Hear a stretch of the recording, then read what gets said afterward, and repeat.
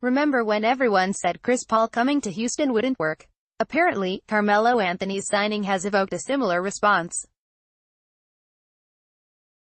Photo by Jeff Balke. On Monday, the Rockets did what they set out to do in 2014 and again in 2017. They signed Carmelo Anthony. This time, it was for 1 year at the veteran minimum and with little fanfare. A phone pic from GM Daryl Morey via Twitter was all we got. And, frankly, that's probably all we should need. This is not 30-year-old all-star Melo. Nor is it big-time free agent Melo. Anthony is 35 with 15 seasons of NBA basketball under his belt.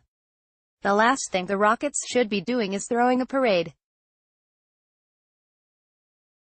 Then again, you would think from all the collective hand-wringing going on in the national media, it was a much bigger deal. And it brings into focus a pet peeve of fans, namely the narrative surrounding the Rockets. Take last season, for example.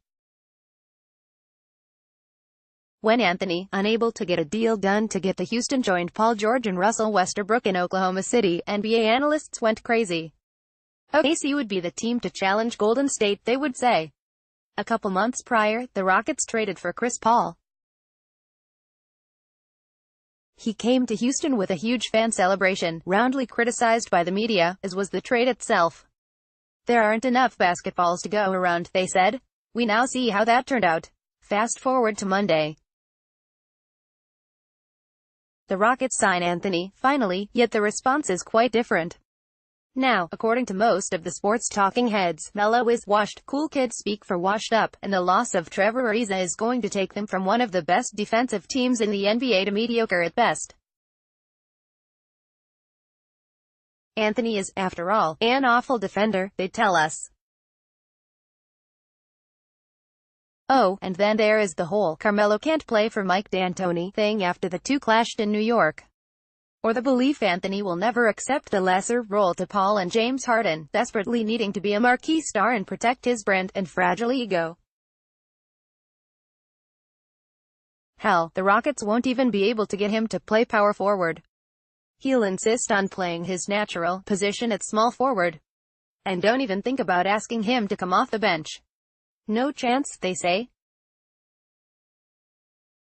Except on Monday, D'Antoni dismissed any such nonsense, saying he had a great time coaching Anthony in the Olympics after their fallout in New York. He also said they discussed Melo's role here and all Anthony wants to do is win. Period. He will play some power forward and he might come off the bench. He's amenable to virtually anything.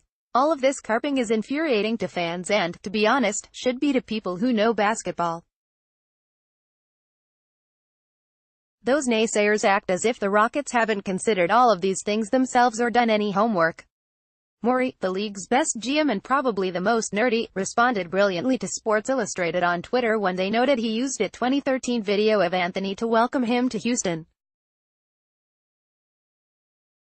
Pic.twitter.com/Q4Wobave Daryl Morey, @TheMorey, August 13, 2018. It's as if he is speaking through fans when he does things like that. The truth is, no one has a clue what will happen with Anthony on the floor with Paul, Harden, Clint Capella and the rest. No one can say for certain that they will be worse or better off. There are no guarantees. But it feels like only those closest to the team seem to get that. Of course, it's August, not October. There is not much to talk about in the way of basketball right now and people need to fill airtime in column inches and social media feeds.